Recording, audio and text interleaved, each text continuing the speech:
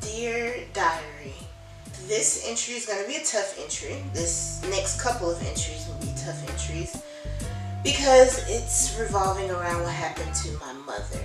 I've never really sat down and talked about what happened to my mom or how it's affected me and things like that. So this is going to be a little tough to do, but we're going to get through it.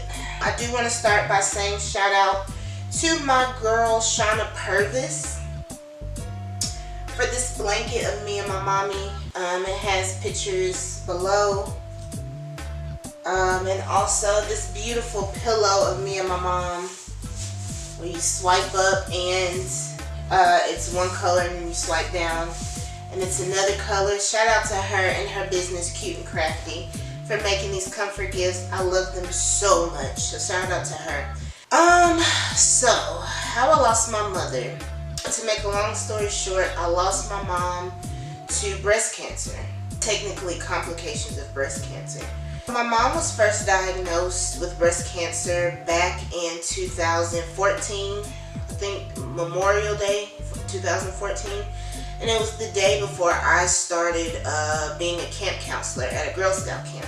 Basically, she went through everything she had to go through. She went through chemo treatments and things like that, and then spring of 2015, after she had her breast removed and everything, she went in remission. She went back to work. Let me just tell y'all also, she did chemo and treatment, and then she would work the next day. So my mom worked the whole time she had cancer the first time.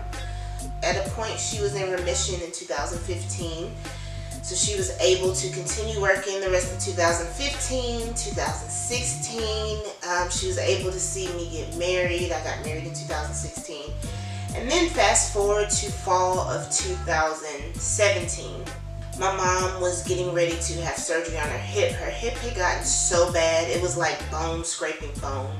Right there along the time of her having to get surgery on her hip, she noticed the spot on her chest that had popped up like a little knot, like a little knot on her chest.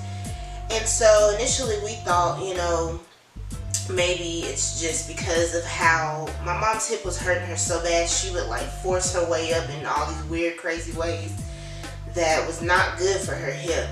So we thought maybe she had just strained something in her chest and it was swollen. While she went to get worked up for surgery,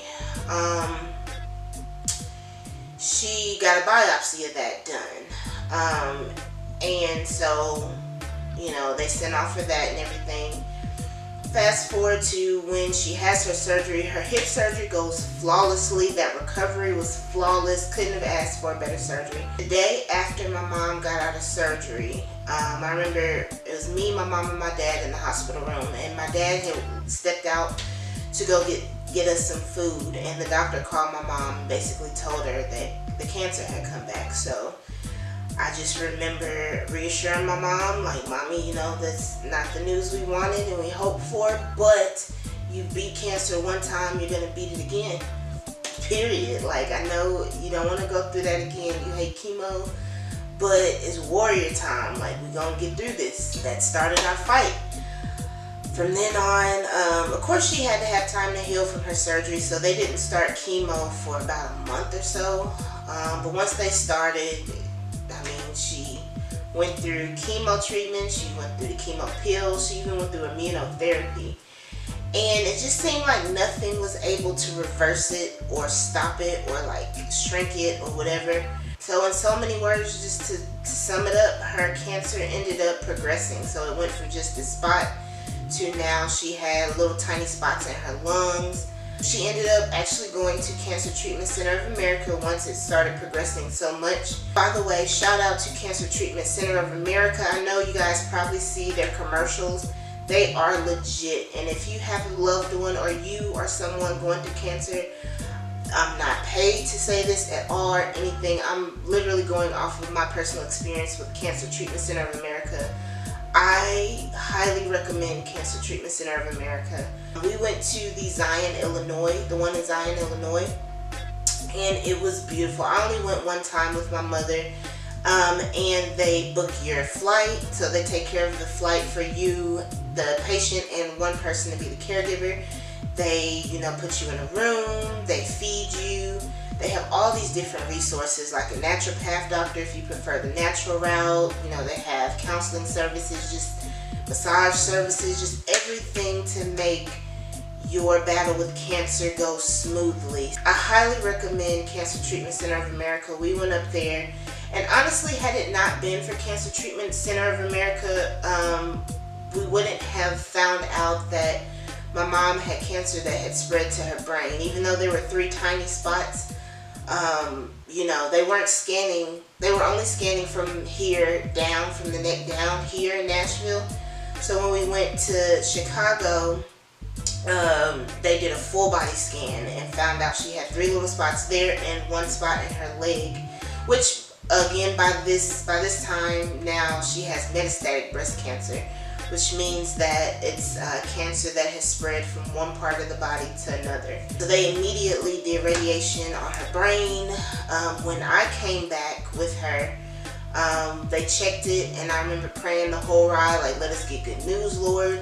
Found out one of the tumors had shrunk to disappear, and the other 2 tumors had shrunken in half. So they were on the path to shrinking, to disappear. So that was the good news I prayed for, and I'm still thankful for that news. But as time went on, the cancer just basically would not stop. And at a turning point, I remember specifically my brother and my sister-in-law's baby shower. That's when I realized my mom, okay, she's really sick, she's getting worse. Before all of that and her going to Chicago and stuff, I had changed her diet drastically. Like, we were doing fruits and vegetables. As a cancer patient, your taste is already kind of off, so I didn't want to just do fruits and vegetables. I wanted to still keep like chicken and turkey and things that were going to taste good to her. So though we did a little bit of a change, I tried to go the natural route with changing her diet. And so when the baby shower came, my mom had eaten some beef and it messed her stomach up. From that point on, I just remember her. She was in such agony and pain the whole ride home. She was about holding on to the little bar and just like in such pain, like really, really, really going through it. And so that's when I was like, okay, something's going on with my mom. And then I also, over time, shortly after that, realized that something was going on with like her memory.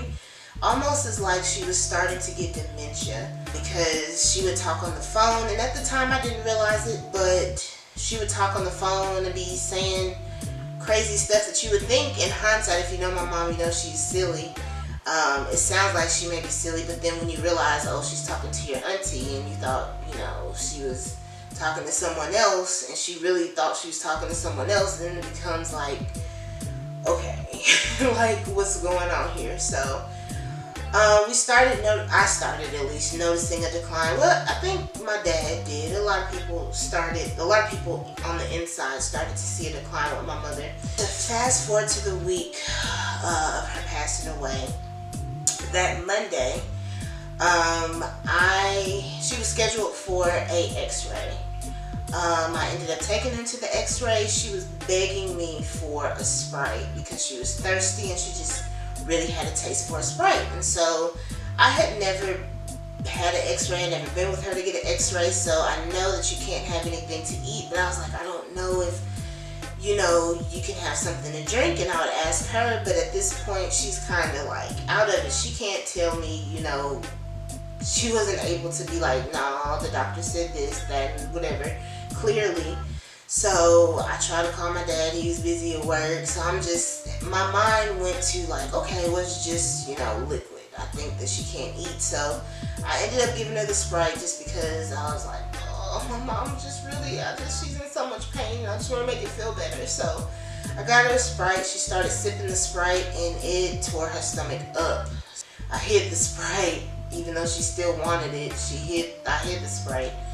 And then the guy comes out to to do her x-ray, and something inside me was like, tell him that she had the Sprite. So I was like, you know, hey, just to make sure, is it okay? I let her have a Sprite, is that okay? And he explained like, no, you're not supposed to have any type of liquid, especially sugar-induced liquids like sodas, anything to eat. She could have taken her medicine, but that's it. Because what happens when you take an x-ray is that you take some type of drink that's a little bit sugar-induced, and it opens you up on the inside to get an effective x-ray.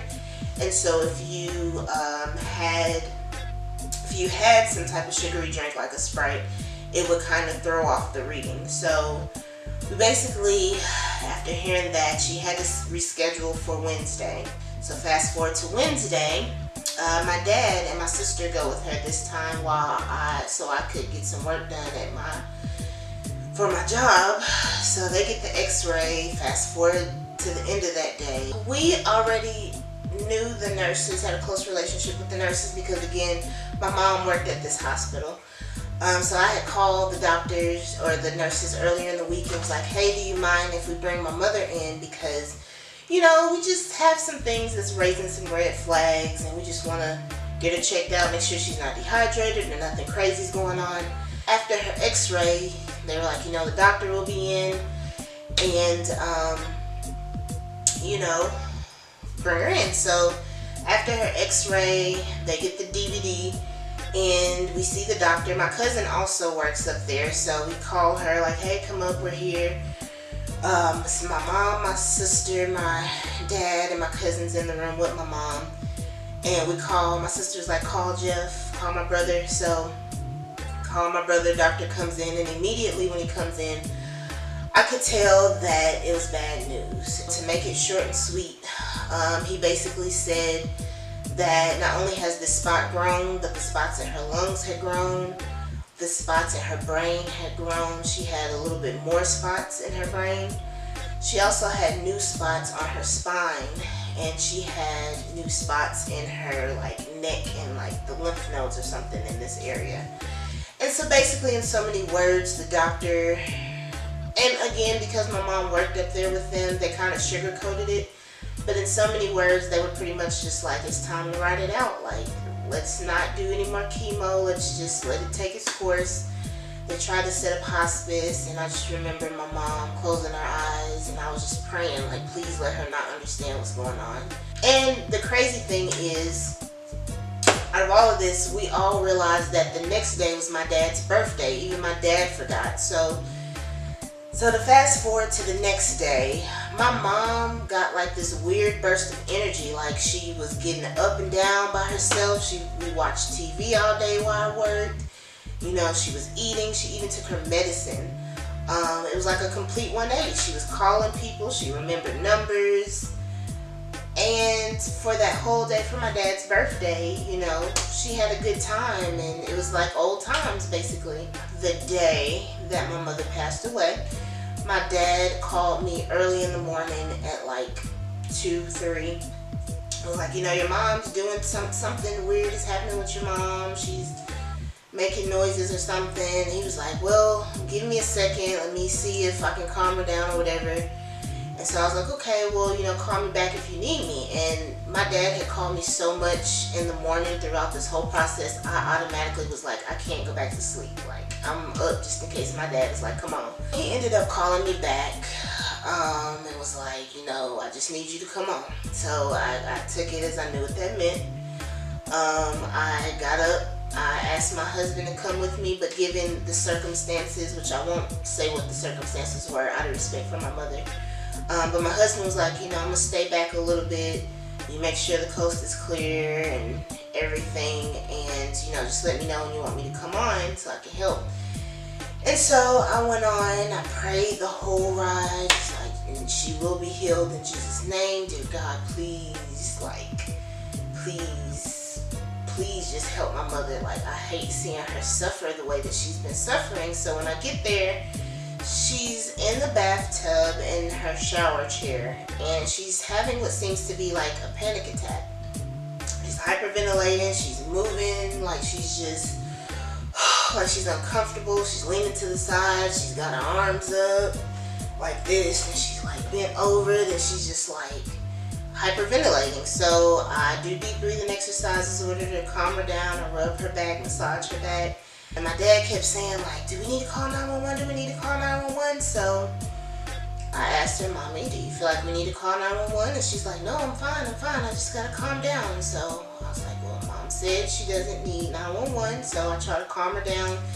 And when I couldn't calm her down, I got the piece of prayer cloth that a nurse had gave me. I forgot to say, the day before when we went to get the x-rays, a nurse came out and gave me a piece of a prayer cloth. And she was like, I've been working in this unit for years, and each time I have a patient that's at this particular stage where it just looks like there's no hope, she's giving them a piece of the prayer cloth, asked, to pray over them, and it's usually reversed. She's seen it for her own eyes go the opposite way. So the only thing I remembered to do was pray, and I was like, I have the prayer cloth. So I get the prayer cloth, I rub it on her, I pray over her, like, please let her be healed in Jesus' name, forgive her for sins. Just really start praying on my mother. And while I'm praying, my mom is hugging me.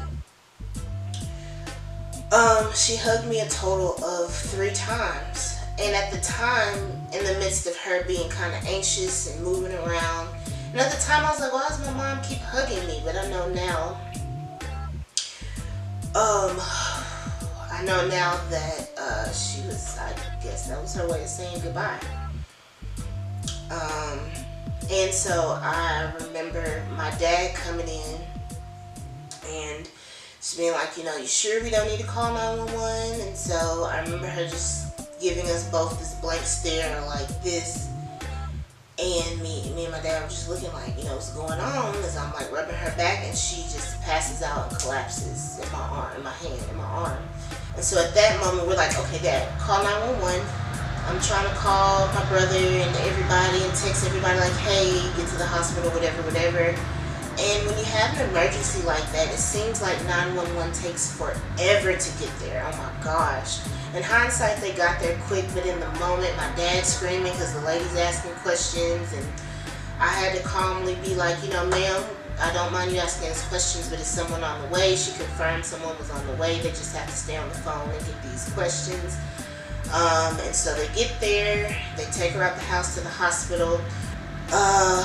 And again, all while I'm texting people like, hey, heads up, 911, get to the hospital ASAP, even my friends. We get to the hospital, they let us know that she has a pulse, but her heart keeps stopping. So they keep trying to jumpstart it, but right now that's the problem they're running into. She has a pulse, but her heart keeps stopping. So to make it short and sweet, about 4:41 that morning on October 19, 2018, my mother was pronounced deceased at the hospital. And of course this story is long and drawn out, and there's more little details here and there, things I wish I could elaborate on, but for sake of time, that's really what happened to my mother. And in that moment, it didn't register what was going on, what happened. And again, like I said, I never really just recapped that day. Every now and then there's certain images that are embedded in my mind, but I've never really just recapped that day. And honestly, the only reason I'm calmly giving y'all the story without crying is because I've had to record this video like literally 3 or 4 times. So if you're listening to this like, why is she so calm telling this story? I would be crying. I have cried the first 2 takes. Like by now, I've gotten that out. But that's basically what happened to my mother. It actually came back that she died from a pulmonary embolism. Basically a blood clot had traveled from her lung to her heart. Which is why she passed out and why she was probably feeling like she was having an anxiety attack. So yeah, that's how my mother passed away, and I love my mother. I miss my mother every day, and yeah, long live my mother.